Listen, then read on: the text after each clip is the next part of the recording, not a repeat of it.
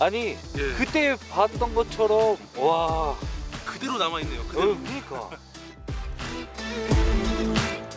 야 이거 와. 아 진짜 얹혀 만났네. 그쵸, 얹혀놨잖아요.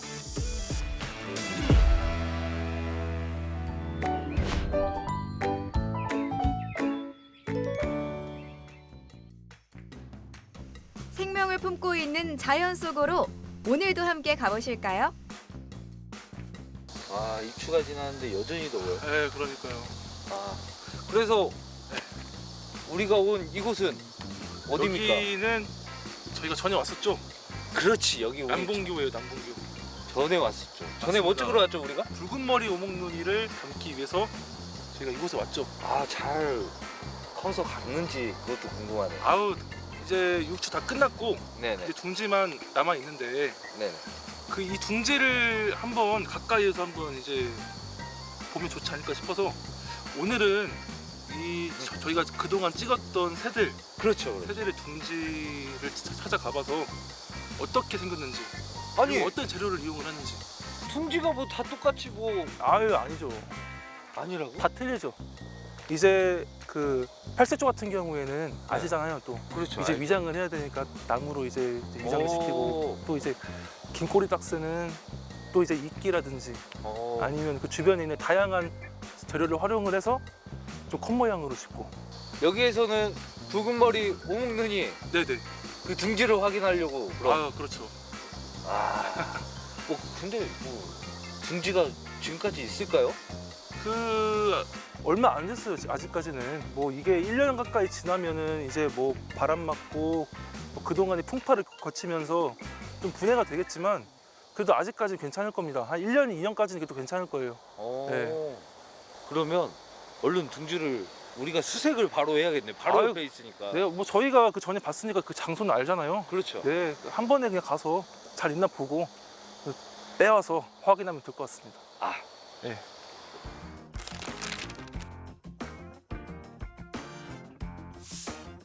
붉은 머리 오목눈이의 또 다른 이름은 뱁새. 뱁새의 둥지는 개나리와 국수나무, 찔레나무, 쥐똥나무 등의 키가 작은 나무에 지푸라기와 죽은 잡목의 나무 껍질들을 거미줄로 연결해서 밥그릇 모양으로 만듭니다. 덤불숲 사이를 조심조심 다가가 보는데 과연 발견할 수 있을까요? 이 아래 이 아래. 오, 여기요, 이쪽. 여기 있네. 야, 둥지가 아직까지 남아 있어? 그대로 있죠. 그러니까 네. 비도 많이 왔잖아 지금. 지난 여름 비바람에도 끄떡없는 둥지. 상태를 한번 확인해 볼까요? 우와. 아니 예. 그때 봤던 것처럼 와. 그대로 남아 있네요. 그대로. 그러니까 알도 엄청 작은 게 여기가 세 개인가 예. 네 개인가 있었는데. 맞아요. 하얀색이었잖아요, 또. 예. 와 이거 되게 따뜻하게 생겼는데 밑에는 더 두툼하고. 맞아요.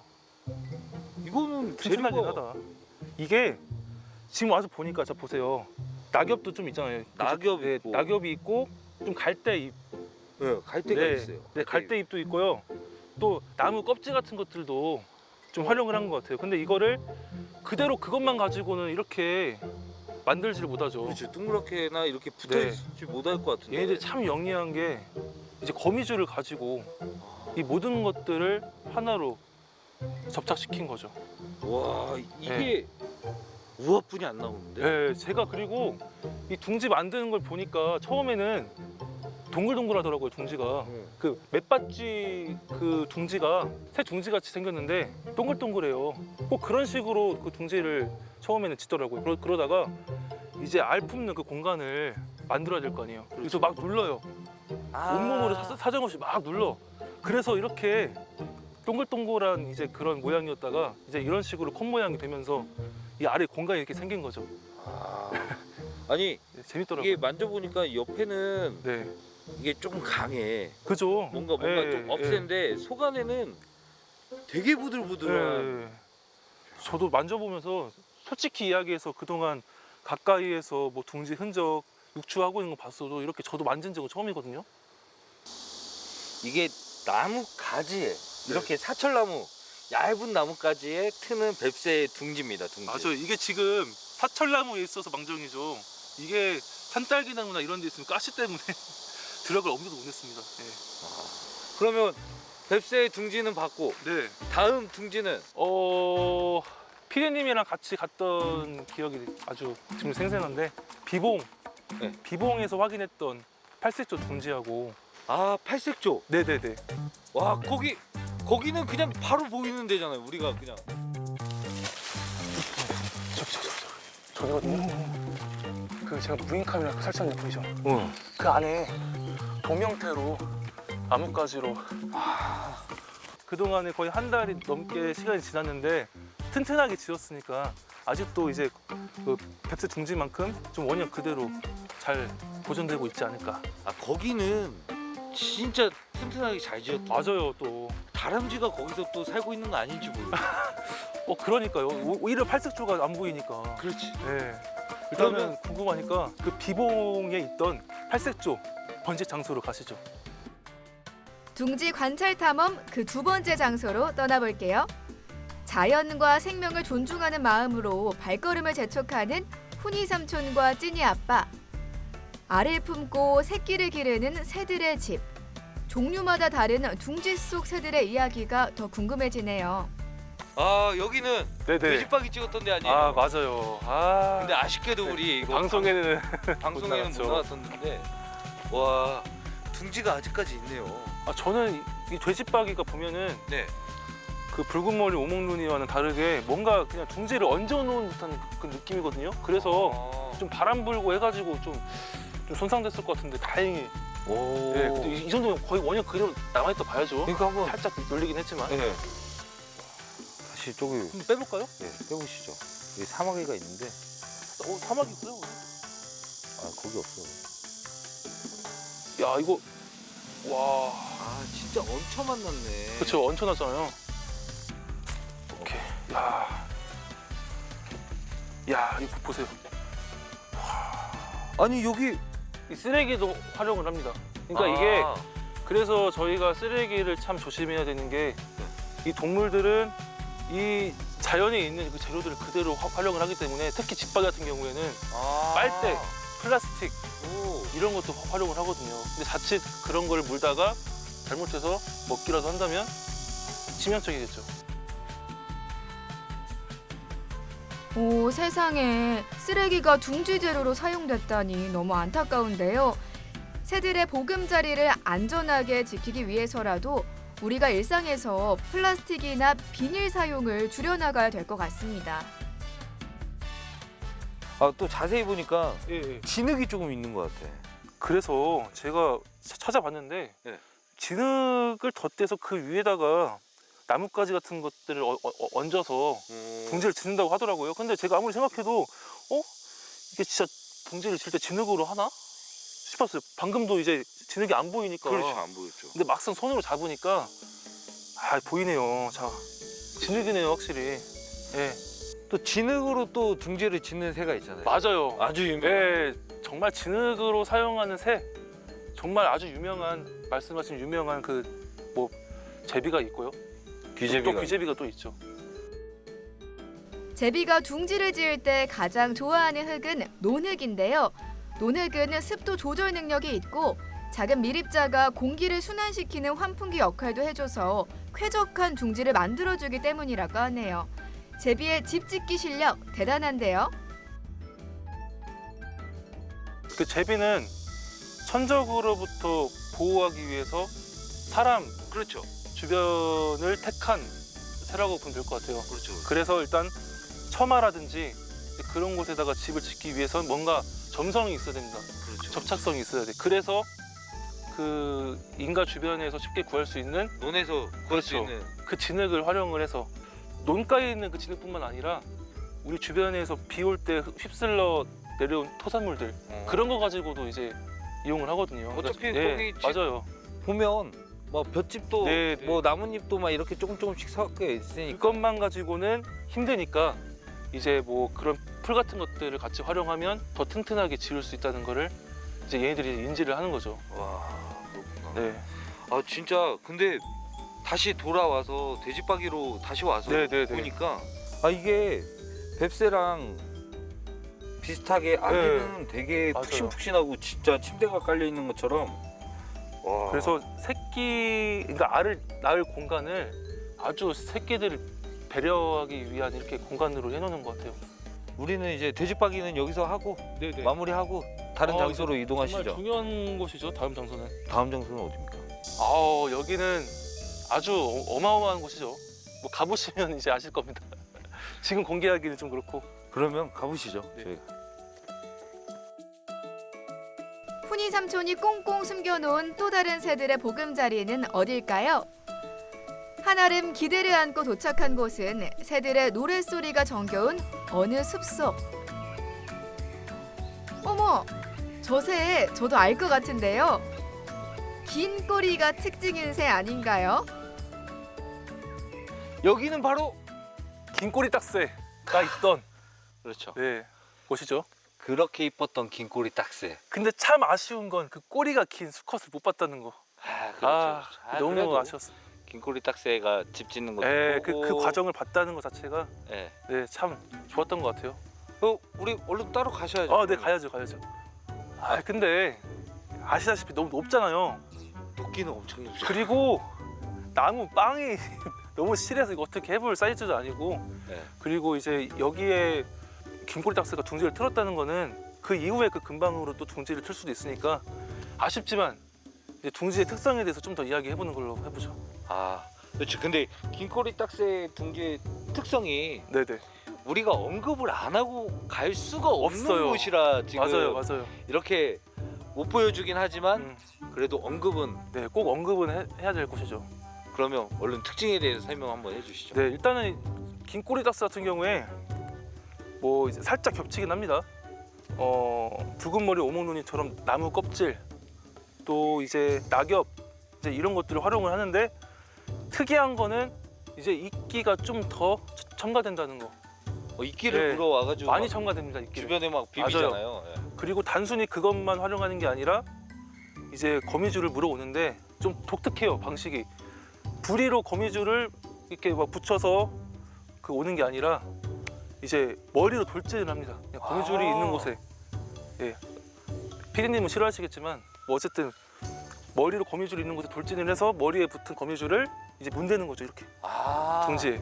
그래서 거미줄을 이용해서 좀 단단하게. 맞아요. 그렇게 해서 점성이 생기게 하는 거죠. 네. 유연하게 짓는. 긴꼬리 딱새는 되게 이쁘장하게 생겨가지고 되게 돌격형이네. 그 둥지 지을 때는 정말 과감한 것 같습니다. 둥지 지을 때만큼은.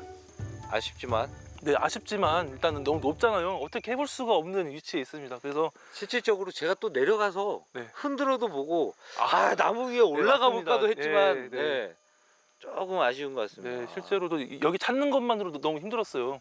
그래서 이제 그랬기 때문에 제가 이 자리를 추천드린 거고 이제 다음 장소로 이제 가봐야죠. 그러면 다음 네. 장소로 이동합시다. 네, 알겠습니다.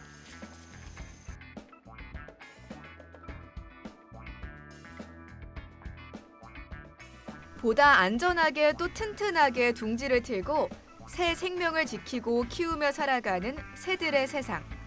알면 알수록 신기하기만 합니다. 이번엔 높은 나뭇가지 위가 아닌 바로 길을 걷다가 만날 수 있는 둥지. 이 둥지의 주인공은 누굴까요? 야, 팔색조. 야, 근데 진짜 튼튼하긴 튼튼하네요. 정말. 아니 비가 많이 왔음에도 불구하고 이렇게 또 바닥에 있는 게 또 살아있네. 근데 이게 나뭇가지는 어쩔 수가 없어요. 왜냐하면은 촘촘히 했다고 해도 비가 오고 하는데 그것을 버틸 재간이 없잖아요. 와. 근데 그 안에 있는 곳을 봐야 돼요. 자, 이 안에 있는 이끼 낀 곳은 정말 그대로 원상태 그대로 있거든요. 그게 정말 중요한 것 같아요. 그만큼 튼튼하게 짓는다. 그러면 팔색조 둥지의 특징에 대해서 둥지가 네. 바닥에 있는 것도 저희가 조금 희귀하다고 했었잖아요. 네. 그러니까 그 팔색조는 보통 이제 돌틈 사이 또 최근 들어서는 이제 그 뱀 같은 천적들이 많이 생겨가지고 나무 위에다가 짓는 경우가 많거든요. 근데 이렇게 돌틈도 아니고 나무도 아니고 사면에 이렇게 둥지를 짓는 경우는 그래도 없는 건 아니지만 그래도 이렇게 흔치는 않죠. 특히 이렇게 황토 같은 곳에서 이렇게 둥지를 트는 거는 좀 상대적으로 좀 드문 사례라고 이렇게 보시면 될 것 같아요. 원래 보통 검은 흙이 있는 지렁이가 많고 좀 그런 흙 주변에다가 많이 둥지를 틀거든요. 근데 천적으로부터 또 이제 그 들키지 않게 하기 위해서 자 이렇게 나뭇가지로 위장을 합니다. 또 그 주변에 그 고사리 같은 풀들이 있으니까 사람들이 보기에도 그 둥지가 어디 있는지 모르는데 동물들도 마찬가지인 거죠. 저희도 저번에 봤지만 올라오다가 어디 네, 갔지? 맞아요. 이러고 와서 가까이 와서 이제 맞습니다. 찾게 된 네. 사례인데 와 저희가 이거 꺼내가지고 한번 볼 수 있나요? 그러니까요. 이거 제가 그동안 한 번도 꺼내서 직접 본 적이 없는데 이 내부가 어떻게 생겼는지 궁금하거든요. 한번 들어서 한번 보시죠. 어차피 재활용은 안 하니까. 천연기념물이면서 멸종위기종 2급인 팔색조. 6월 초중순경에 4개에서 6개 알을 낳고요. 약 보름간 포란을 하는데요. 이곳에서 작은 아기 새들을 키우고 어디론가 날아갔을 팔색조. 그 둥지 안을 좀 더 관찰해 볼까요? 엄청 폭신폭신하네. 네, 맞아요. 그러니까 와. 이제 계속 이 안에서 새끼들이 있을 수 있었던 거죠. 4마리나 되는 새끼들이. 공간이 엄청 그렇죠. 넓어요. 어마어마합니다, 진짜. 안에는 공간이 이야 근데 이 힘들게 지은 둥지를 이 팔색조를 비롯한 새들이 이 둥지 재활용을 안 하는 이유가 일단 위생에 아주 철저하기 때문에 이제 다시 이용하면 이곳에 뭐 병균 같은 게 있을 수 있잖아요. 기생충. 그렇죠. 그래서 재활용을 하지 않고 또 새로 짓는다고 그래요. 네. 아니 이 둥지에서 자라는 애들은 털이 없이 알에서 깨어나고 맞아요. 그 둥지가 없는 새들이 있잖아요. 그런 경우에는 뭐 힘들게 둥지를 안 만들고 이제 뭐 모래 같은 곳에 살짝 구덩이를 파서 이제 그곳에 알을 낳는 거죠. 이야 진짜 이렇게 귀중하게 지은 둥지 우리 이렇게 가까이에서 보고 소관도 만져보고 너무 이거 정말 아주 뜻깊은 것 같아요. 이렇게 팔색조 그 이소 과정까지 다 찍고 이렇게 또 둥지를 확인하니까 색다르죠. 너무 색다른 것 같아요. 기획 잘했죠. 너무 훌륭하십니다. 진짜. 그러면 우리 또 네, 다음 장소로 가서 네. 다른 둥지를 또 한번 찾아보죠. 알겠습니다. 이거는 잘 원래 있던 곳으로.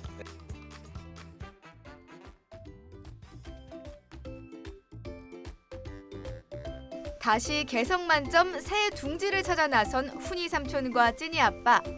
맑은 물과 공기가 마음마저 편안하게 해주는 이곳을 새들도 그냥 지나치지 못하고 집을 지었습니다. 성우 씨, 저희가 마지막으로 찾은 드디어 마지막 장소입니다. 네. 네, 여기는 바로 동고비가 이제 새끼를 키웠던 곳이죠. 동고비는 나무 타기 명수라는 별명을 가졌는데요. 둥지와도 연관이 있다고 하네요. 그동안은 저희가 둥지가 얘네들이 뭔가 이제 우리가 흔히 알고 있는 둥지 그런 둥지였다면 여기는 나무 구멍을 활용한 둥지예요. 네네. 근데 여기 온 이유가 특징이 있습니다. 그렇죠. 천적들이 이제 오지 못하게 나무 구멍에다가 흙을 발랐어요. 네네. 딱 본인들이 들어갈 수 있을 크기만큼만 딱 남겨두고 그런 특징이 있기 때문에 와, 예. 진짜 똑똑한 새네요. 그쵸, 정말 좀 슬기롭게 사는 새가 아닌가 좀 그런 생각이 듭니다. 네, 저희가 와서 보니까 예. 조금 무너진 것 같아요. 아쉽게도 근데 얘네들이 최근에 이소를 했으면 아마 원형 그대로 있었을 거예요. 근데 그렇죠. 이미 6월 달에 얘네들이 다 이소를 했어요, 새끼들이.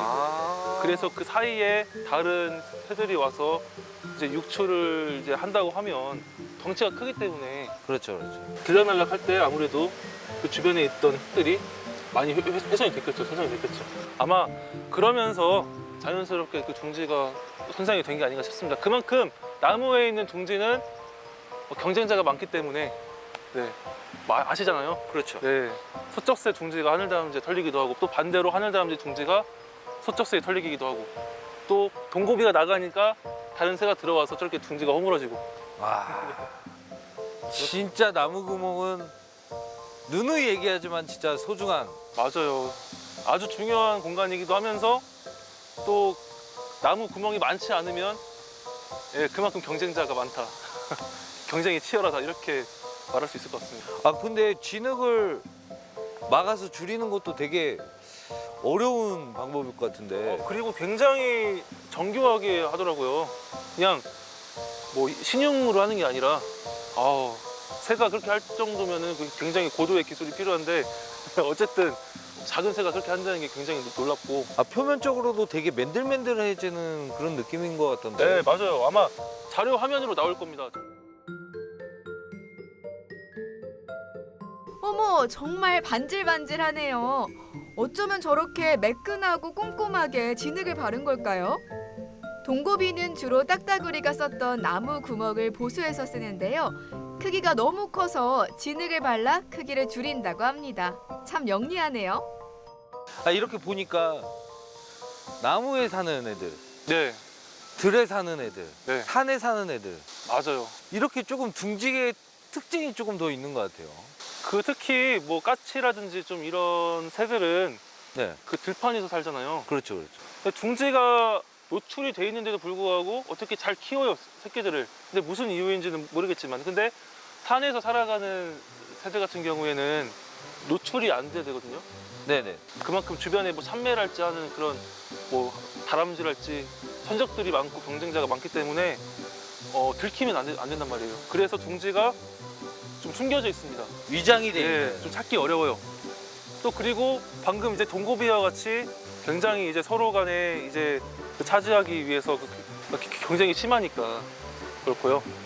동고비 같은 경우에는 다른 새들처럼 그 경쟁 관계를 좀 뭔가 원만하게 해결하기 위해서 이게 둥지를 이렇게 바른 거죠. 아무튼 그 새들마다 이렇게 다 특징이 있다는 거. 그리고 둥지도 새 각각 다르다는 거.